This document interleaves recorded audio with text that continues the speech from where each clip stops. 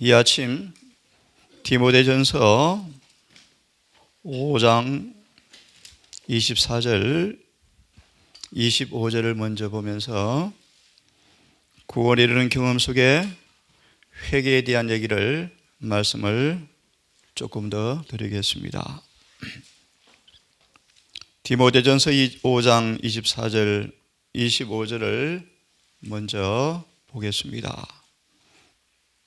어떤 사람들의 죄는 밝히 드러나 먼저 심판에 나아가고 어떤 사람들의 죄는 그 뒤를 쫓나니 이와 같이 선행도 밝히 드러나고 그렇지 아니한 것도 숨길 수가 없느니라. 참으로 귀하고 엄숙한 증언이 있습니다. 하나님께서 우리의 죄를 어떻게 처리하시는가? 24절, 25절을 좀 보기를 바랍니다. 어떤 사람들의 죄는 먼저 밝히 드러나 통회하고 자복하여 버림으로 먼저 심판에 나아간다. 어떤 사람들의 이름 이쪽 편에는 용서라는 말이 기록된다. 그러나 그 이후에 나오는 사람들은 회개와 자복으로 죄가 벗어지지 않고 있다.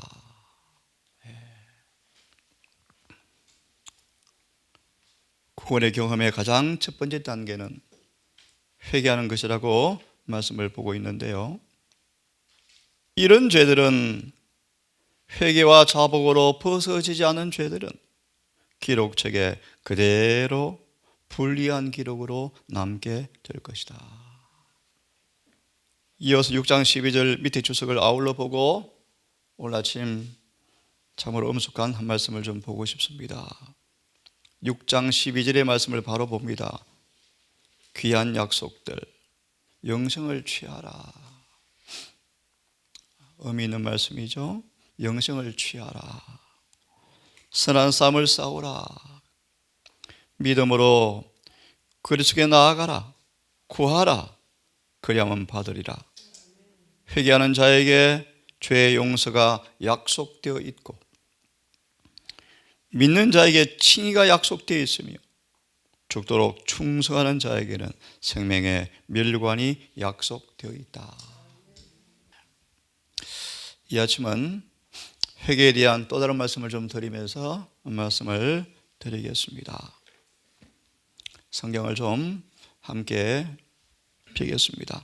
사사기를 좀 펴시면 사사기 2장을 좀 펴면서 우리가 죄를 짓고 참으로 뉘우치고 용서를 받고 회개하여 사함받고 구원을 얻을지라도 용서받은 그 죄의 결과물이 얼마나 무서운가를 이 시간 생각해 보면서 정언의 말씀처럼 우리가 죄를 지으면 또 주님께 우리의 죄를 용서하고 또 기회를 줄 수 있을지 모르지만 혹시 피가 남긴 상처가 아물 시간이 부족하고 그 열매가 또 많이 돋아나서 얼마나 무슨 결과를 초래한다는 사실을 여러분 다시 한번 생각하시면서 회개에 대한 말씀을 정리를 좀 하겠습니다. 사사기 2장 1절과 2절을 보시면 1절과 2절을 보시면 여호와의 사자가 길갈에서부터 보겜에 이르러 가로되 즉 과거에 그들의 불순종을 회상케 합니다. 그러면서 2절에 보면 이 땅 거민과 언약을 세우지 말며 그들의 단을 흘라 하였거늘 너희가 내 목소리를 청종치 아니하였도다 그리함이 어찌 미뇨. 4절의 말씀 보니까요. 여호와의 사자가 이스라엘 모든 자손에게 이 말씀을 이르매 백성이 소리를 높여 울었다. 하지만 울었다 하지만 이 말씀을 단어를 생각하시면서 말씀을 좀 봅시다. 2장 1절과 2절을 보시면 증거는 그렇게 말합니다. 순수한 부흥이었다. 순수한 부흥이었다. 하지만 죄가 남긴 결과물을 다 없앨 수는 없었다. 참으로 엄숙한 얘기입니다. 들어보십시오. 백성들은 하나님께 보복하고 통회하고 자복하였고 희생제물을 드리면서 죄를 자복하고 서로 죄를 고백하고 부흥이 보였습니다. 만약 그들이 진정으로 회개하는 모습을 보여주지 않았다면 희생제물은 아무 가치가 없었다. 그들의 부흥은 순수하였고 회개는 순수하였다. 죄를 자복하고 희생제물을 드렸을 때 그리스도의 은혜가 그들의 마음에 역사하였고 하나님은 그들을 용서하였다. 그런데 보십시오.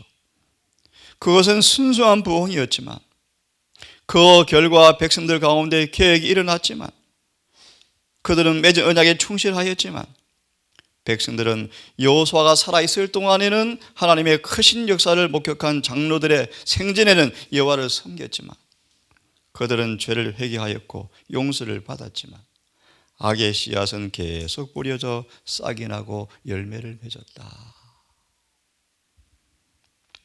곧고 결백한 여호수아의 생애는 끝이 났고 그의 책망과 경고의 음성도 더 이상 들을 수 없이 되었다. 요단을 건넜던 신실한 선구자들은 하나씩 하나씩 갑옷을 벗었고 새로운 세대가 활동 무대에 등장하였고 사람들은 하나님을 떠났고 그들의 예배에는 그릇된 원칙과 야심과 교만이 함께 섞여 있었다. 참 우리가 죄를 지었고 회개와 용서를 받지만 뿌린 씨앗이 어떠한가를 우리가 이 말씀을 통해 바라보면서 정말 지금은 엄숙하게 말하면 죄를 지을 시간이 없다라는 말씀의 의미를 생각하고 다윗처럼 죽을 때까지 회개하는 경험이 무엇인가를 회개하는 진정한 회심이 우리에게 있게 되기를 정말 간절히 바랍니다. 왕상 11장을 좀 더 보겠습니다. 이 말씀을 마저 보고 구원에 이르는 경험의 용서의 부분을 다시 보겠습니다. 왕상 11장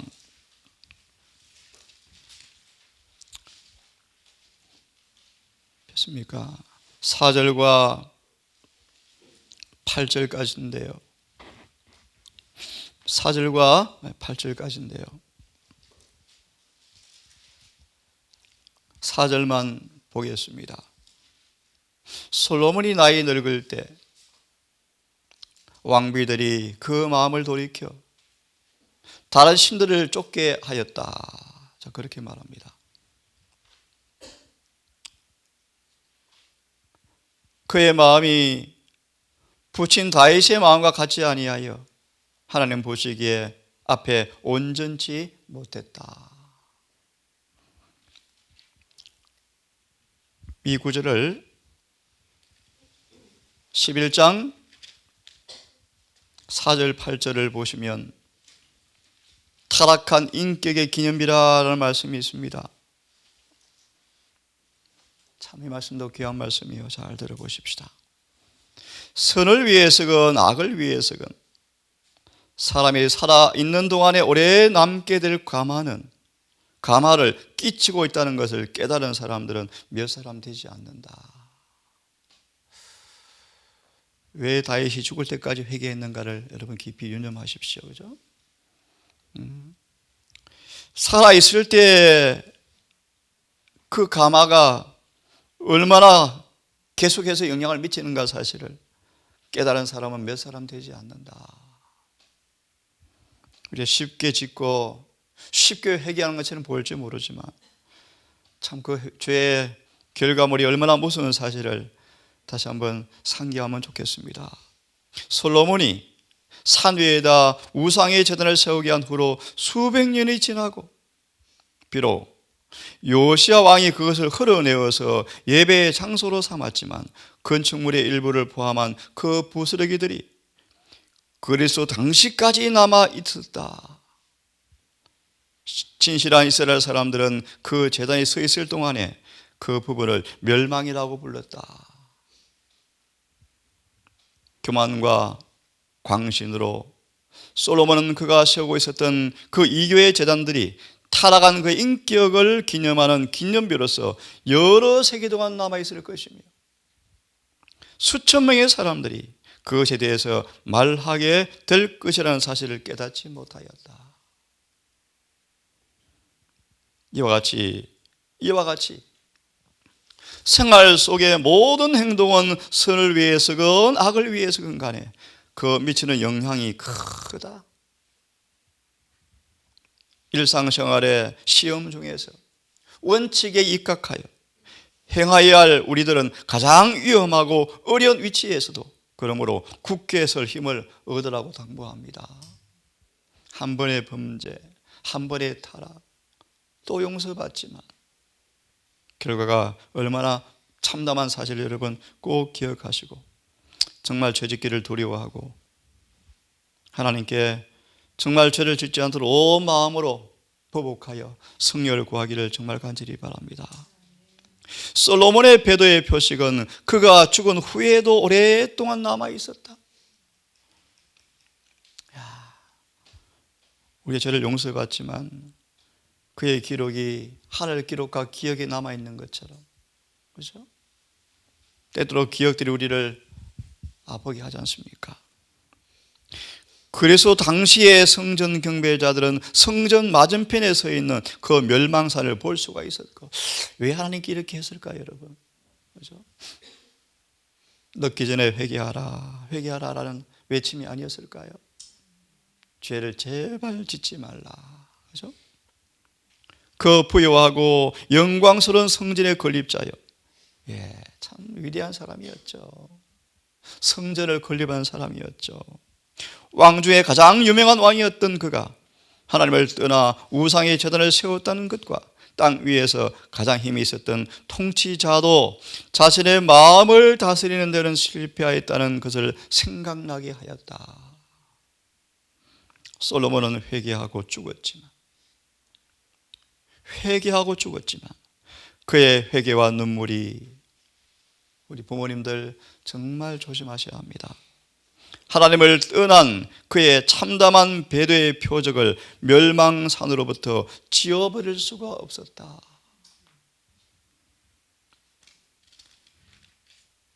무너진 성벽과 부러진 기둥들이 수천 년 동안 잠잠히 왕 중에 가장 위대한 왕의 배도를 증언하고 있다.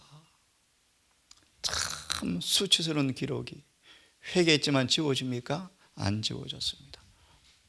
하지만 우리는 지금 하늘 성소 정결의 때에 살고 있습니다. 그 기록을 주님께서 영원히 지워주시겠대요. 그 유쾌한 날을, 그 기쁜 날을, 그 늦은 배의 성령의 날을 여러분 고대하시면서 정말 준비하기를 간절히 바랍니다. 왕상 11장 9절과 12절을 읽고 마무리합시다. 성경절을 읽어보겠습니다. 9절부터 11절. 11절만 읽겠습니다. 여호와께서 솔로몬에게 말씀하시되 내게 이러한 일이 있었고 또 내가 나의 언약과 내게 명한 법도를 지키지 아니하였으니 내가 결단코 이 나라를 내게서 빼앗아 내 신복에게 주리라. 11장 9절 12절을 읽고 회개에 대한 말씀을 마무리합시다.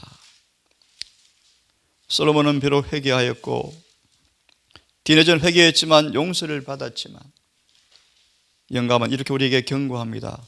솔로몬이 그의 자녀들에게 끼친 감화가 끝내는 왕위가 빼앗기고 나라는 멸망을 당하고, 자 보십시오. 이 임박한 멸망의 예언이 그 배도한 왕을 꿈에서 깨워다 회개케 하였습니다.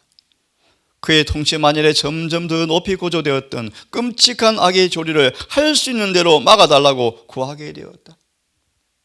그러나 솔로몬이 회개할 때 그에게 남아있는 삶의 시간은 단지 2년과 3년에 불과하였고, 참 영감을 여러분 마음에 사무치죠. 뼈저리죠. 그죠? 오랫동안 행한 악의 결과를 돌려놓을 수가 없었다. 그의 악한 행동은 후에 그가 결코 통제할 수 없는 영향을 미치기 시작하였다. 특별히 그것은 그가 우상 숭배하는 여자들과 결혼한 결과로 태어난 자녀들의 훈련에 있어서 그러하였다. 솔로몬이 그의 후계자로 택한 아들 르호보암은 암몬 여자의 그의 어머니에게서 죄를 바람직한 것으로 보도록 하는 품성을 특질을 받았다. 때로 그도 하나님을 섬기려고 애를 썼고, 누구도요? 르호보암이 때로 하나님을 섬기려고 애를 썼고 꽤 번영하기도 했지만 굳건하지 못하였고, 끝내에는 유년 시절에 그를 두르고 있던 악한 가마에 굴복하고 말았다. 다시 아모스 4장 11절처럼 여러분, 이스라엘아 그러므로 하나님을 만나기를 예비하라. 자, 이제 우리는 구원의 또 단계 두 번째 제목으로 회개하였는가, 이어서 용서받았는가 말씀을 보겠습니다. 화면을 먼저 보겠습니다. 하나님의 용서해 주는 것은, 사유해 주는 것은 죄의 선고를 제하해 주는 사법적 행동이 아니고, 그죠? 사법적 행동이 아니고, 그 정도가 아니고, 죄를 용서하시고 죄에서 구원하시는 것인데, 마음을 변화시키는 것인데, 그것이 바로 용서다. 산상본 146페이지입니까? 8페이지입니까? 페이지가 금방 기억이 8페이지 같습니다. 그렇게 회개할 때, 용서받을 때, 용서란 다만 정죄의 면제 정도가 아니고 뭐라 그랬죠? 결정적으로 죄에서 떠나게 하는 것이 용서입니다. 왜요? 마음을 변화시키는 사랑이 경험되어지는 것이 용서입니다. 여러분 한번 생각해 보겠습니다. 내가 정말 회개하고 용서받았는가? 한 말씀이 떠오릅니다. 그러면 즉시로 사랑이 솟아나옵니다. 사랑이 솟아나옵니다. 사랑이 솟아나오는 사람의 특성이 뭔가? 죄를 이깁니다. 잘 아시는 말씀이죠. 용서가 뭔가? 예수의 마음, 그분의 마음, 그분의 형상의 마음과 가슴과 혼에 찍히는 것이 용서다. 참 맞죠? 한편의 강도가 이런 상태로 구원을 받았다고 성경은 말합니다. 회개한 즉시로 강도의 마음이 예수의 마음과 일치해 버렸습니다. 정명하죠. 용서란 의롭게 되는 것입니다. 그래서 용서받았는가 어떻게 압니까? 그의 삶이 율법과 조화되기 시작하죠. 예를 들면 삭개오가 즉시 재물을 팔아서 사배로 반환하기 시작하고, 오늘 기도처럼 가난한 자에게 뭐가 나타납니까? 동정이 나타나기 시작하죠. 맞죠? 예, 용서받은 사람들은 뭐가 나옵니까? 사랑이 솟아나오죠. 동정이 흘러나가죠. 재물을 팔아 나눠주기 시작하죠. 용서에 대한 말씀을 좀 더 잘 아시는 말씀 하나 보겠습니다. 시편 잘 아시는 말씀 하나 보겠습니다. 103편 용서가 뭔가? 회개한 자에게 주어지는 하나님의 선물 용서가 무엇인가? 잘 아시는 구절 다시 한번 복습을 하겠습니다. 103편 함께 읽습니다. 11절과 12절 시작. 이는 하늘이 땅에서 오줌같이 그를 영원한 자에게 그 인자하심이 크심이로다. 본이 서에서 오는 것 같이 우리 죄악을 우리에게서 예, 잘 아시죠? 다윗은 죄의 결과에서 용서받기를 원하는 것이 아니었고요, 정말 죄 자체에서 구원받기 원하는 그 다윗을 예리시는 말하기를 다윗은 용서의 의미를 알고 있었다라고 말하면서 인용한 성경 구절이에요. 여러분, 용서가 무엇입니까? 죄가 우리에게서 멀리 치워지는 것입니다. 치워진 자리에 의롭게 하심이 들어온 것이 뭐죠? 용서다. 용서에든 그만큼 하겠습니다. 그러면 여러분, 용서받았는가? 이어서 질문합니다. 그대가 성령을 받았습니까? 사도행전 2장을 펴겠습니다. 제가 오늘 이 말씀을 다시 시작하는 까닭은 엊그제 한 분의 갈등과 또 질문 때문에, 혼란 때문에 이 말씀을 다시 드리고 있습니다. 사도행전 2장을 펴겠습니다. 회개하였는가? 용서받았는가? 그러면 성령을 선물로 받았는가? 사도행전 2장 잘 아시는 말씀 또 펴겠습니다. 2장 폈습니까?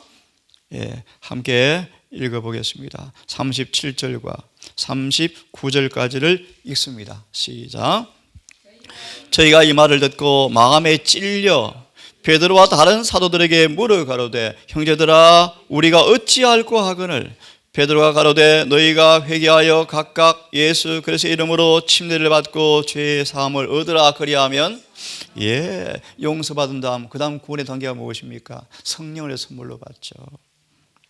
이 약속은 모두에게 주었다고 말합니다. 화면을 좀 보기 바랍니다. 여러분, 예수를 믿을 때 성령을 받았습니까? 로마서 8장 9절은 말하기를 성령이 없는 사람들은 그분의 사람이 아닙니다. 예수를 정말 믿는 사람들은 그 배에서 생수의 강이 흘러나옵니다. 그것은 그들이 받을 성령을 가리키는 것입니다. 그러므로 용서받은 사람들은 그 양자의 입양 증거물로 죄의 사함의 선물로 성령을 분명히 주신다고 말씀하셨는데요, 성령이 우리 안에 임하는 사람들은 영혼이 정결케 되어지고 새롭게 하는 힘이 느껴집니다. 사랑이 마음에서 흘러나옵니다. 성령을 받은 증거는 여러 번 인용한 말씀이요, 예수라는 지식에서 점점 자라서 혼인잔치에 합당하다고 선정되어질 것이며, 성령을 받은 사람은 점점 자라서 장성한 분량에 이르러서 혼인잔치에 합당하다고 선정될 것이고, 다시 말하면 성령을 받은 사람들은 자라나서 어떻게 되어집니까? 장성한 분량이 되어집니다. 성령을 받은 사람은 다른 말로 뭘 입은 사람들이죠? 의의 옷을 입습니다. 이것이 구원의 경험입니다. 의의 옷을. 다시 한번 잊지 않으셨죠? 의의 옷을 내가 입었는가? 회개하고 용서받고 성령을 선물로 받아서 정말 내가 의로워졌는가? 구원받았는가? 구원 경험이 이루어졌는가? 너무 잘 아시는 말씀이요, 우리의 마음은 그리스도의 마음과 연합되어졌고 우리의 뜻은 그분의 뜻에 합병되어졌고 우리의 정신은 그분의 정신과 하나가 되었고 우리의 생각은 그에게 사로잡히가 되어서 드디어 우리는 그의 생애를 살게 되어진다. 이것이 의의 옷을 입은 것이다. 얼마나 명백합니까 여러분? 구원받았죠. 구원이 이루어졌죠. 구원이 이들 속에 내재하고 있죠. 첫째 시간처럼 구원은 의의 열매죠. 하늘이여 의를 비처럼 내릴지어다. 궁창이 의를 비처럼 쏟을지어다. 땅이 비를 흡수하여 구원을 내고 구원의 의도 함께 음돋을지어다. 그러므로 여러분, 내가 도적같이 오리니 누구든지 깨어서 자기 옷을 지켜 벌거벗고 다니지 아니하며 자기의 부끄러움을 보이지 아니하는 자가 복이 있다. 로마서 3장 19절과 26절까지 주석을 보시면 이제 칭의를 우리는 뭐 해야 한다? 계속 믿음과 순종으로 유지해야 한다. 마지막으로요, 우리는 이제 이렇게 성령 안에 살아가는 사람들은 죄의 도말과 인침과 늦은비가 준비되어지죠. 죄의 도말과 인침과 늦은비가 준비되어집니다. 이 말씀을 읽어드리면서 말씀을 줄이겠습니다. 오늘날 우리는 그릇을 순결하게 하여서 하늘의 이슬을 받을 준비와 늦은 비에 소나기를 맞을 준비를 해야 한다.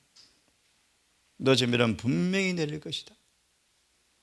이 사실 여러분 잊지 않고 오늘도 살기를 바랍니다. 누구한테요? 하나님의 축복 늦은 비는 모든 더러움에서 정결함을 입은 영혼들에게 가득히 채워질 것이다. 이른 비의 모습을 잘 말씀하죠. 이른 비를 통해서 모든 더러움에서 깨끗게 된 사람에게 늦은 비가 내어질 것이다. 분명하죠.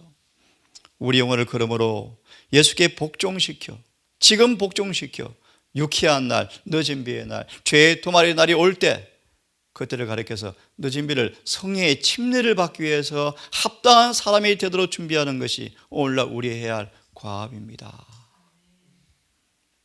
비로소 늦은 비를 받을 때 성천을 위한 준비가 이루어졌다라고 말하죠.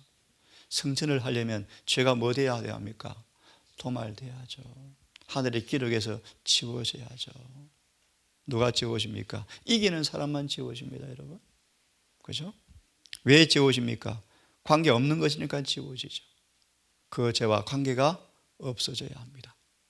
이 말씀 읽고 기도합시다. 우리 마음을 괴롭게 하고 탄원할 때 더러운 옷을 벗기라, 아름다운 옷을 입히라 라는 말이 주어지게 되어지는데 그 다음 말씀을 꼭 기억합시다. 이제 흠이 없는 그리스도의 의의 옷은 시험과 유혹을 받으면서도 계시록 3장 3절 5절을 여러 번 인용했습니다. 성실한 하나님의 백성들에게 입혀진다. 멸시받은 남은 자들은 세상의 부패에 의하여 더 이상 결코 더럽혀지지 않는 옷을 꼭 입게 된다. 그들의 이름은 이제 생명책에 기록되어서 각 시대에 충성된 자들과 함께 그곳에 보존된다.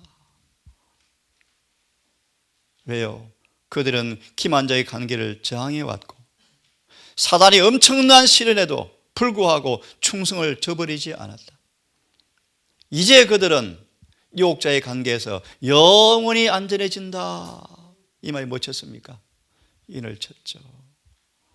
드디어 그들의 죄는 마귀한테 옮겨지고 드디어 그들은 용서받고 간합되었을 뿐 아니라 영광스럽게 되어진다. 정한간이 씌워지고 왕들과 제사장이 된다. 베드로전서 2장 9절입니다. 사단의 비난을 강요하고 파멸시키기 위해서 열심히 노력하지만 셋째 천사가요, 하나님의 인을 그들에게 치고 있었다. 그들이 바로 14만 4천 명이다. 드디어 구원받았습니까? 네. 이들에게 하늘의 문이 활짝 열리고요, 그의 말씀, 그의 계명을 지킨 백성들에게 예루살렘 성 안으로 들어간다. 이긴 사람들이었습니다. 멸관은 씌워지고 금문과 손에 받고 하늘에 환영 노래가 울려 퍼지고 그때 드디어 마지막 구절 읽고 마치겠습니다. 구원받았네. 영원히 구원받았네. 하나님의 생명으로 청량되는 생명을 갖는 것, 그것이 우리의 영원한 상급이 될 것입니다. 간단하게 요약했습니다. 이것이 구원에 이르는 경험입니다, 여러분. 거룩하신 아버지, 구원에 청사진 성경이 있으므로 구원 문제에 대하여 썩을 필요가 없고 자세히 연구하여 구원의 확실한 경험에 서라고 성령께서 우리에게 말씀하신 것을 감사합니다.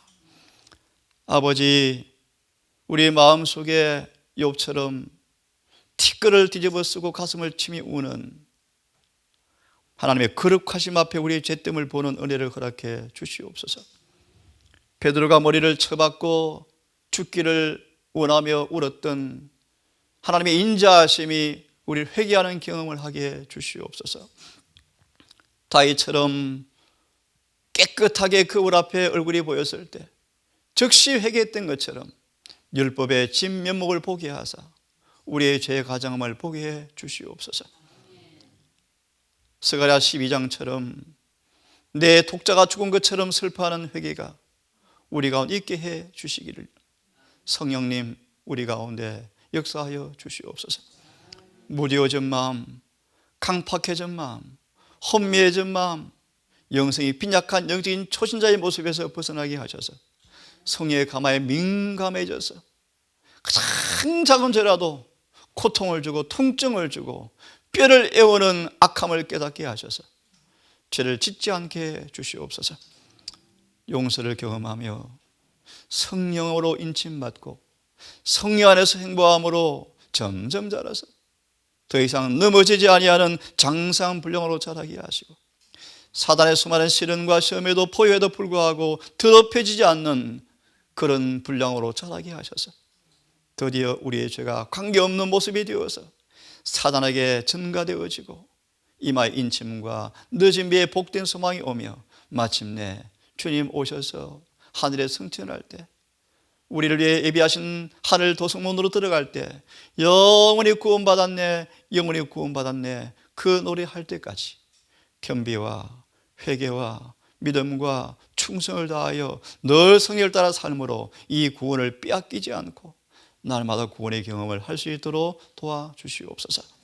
오늘 한 날도 이 엄숙한 말씀들을 잊지 말고 솔로몬의 모습과 다윗의 말년의 모습들을 기억하고 참으로 죄를 지을 시간이 없다는 사실과 아무리 용서받지만 죄의 결과물이 남아있다는 사실을 잊지 말고 오늘도 주님께 충성을 다하게 도우시기를 우리를 사랑하시는 예수님 이름 의지하여 감사하며 기도드리옵나이다.